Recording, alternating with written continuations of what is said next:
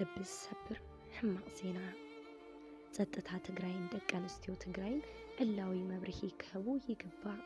ስቕታ ናብ ዘይተደለየ መንገዲ ይመርሕ።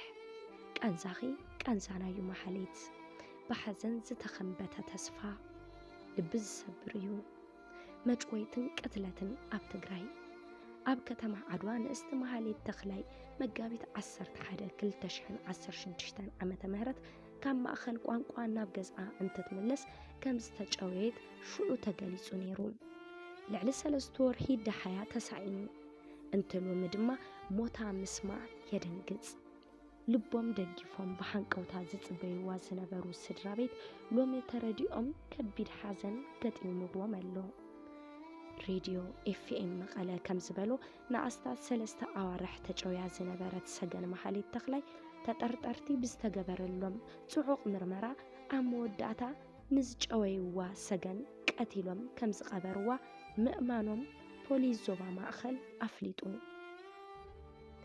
ሓላፊ ምርመራ ገበን ዞባ ማእኸል ኮማንደር ፀሓይ ኣስፋሃ ን104.4 ሬድዮ ኤፍኤም መቐለ ሕዚ ብስልኪ ኣብ ዝሃብዎ ቃል ከም ዝገለጽዎ እቶም ብመጭወይቲ ማሕሌት ተጠርጢሮም ጽዑቕ ምርመራ ክገብሩሎም ዝጸንሑ ኣካላት ነቲ ገበን ከም ዝወዓልዎ ምእማኖም ስዒቡ ንታ ግዳይ ኣብ ከተማ ዓድዋ ከባቢ ንዩኒቨርሲቲ ፖን ኣፍሪካኒዝም ተባሂሉ ኣብ ዝተሓረየ ቦታ ቀቲሎም ከም ዝቐበርዋ ኣሚኖም ኣለዉ። እቶም ተጠርጠርቲ ኣበይን ከመይን ከም ዝቐበርዋ ባዕሎም ናፍቲ ዝተቐበረትሉ ቦታ መሪሖም ብምውሳድ ነቲ መቃብር ኣርዮምን ኣለዉ።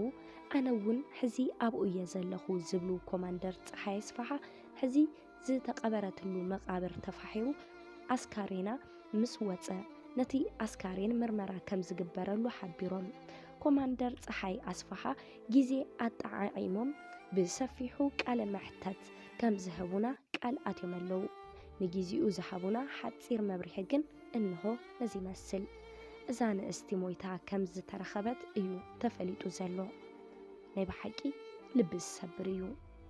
እዚ ደሓይ ስእነት ወፂኻ ዘይምምላስ ንጭውያን ሓዊሱ ብተደጋጋሚ እናተበራኸተ ካብቶም ኣዝዮም መሻቐልቲ ፍጻመታት ትግራይ እዮም ኮይኖም ዘለዉ። ኣብ ዝሓለፈ እውን ኣብ ከተማ መቐለ ንእስቲ ቤተልሔም ዳሓያ ተሳኢኑ ሞይታ ከም ዝተረኸበት ይፍለጥ። ዕረፍተ ነፍሲ ንእስቲ ማሕሌት ተኽላይ ጽንዓት ንወለዲ ንቤተሰብ ንመሓዙት ንኹሎም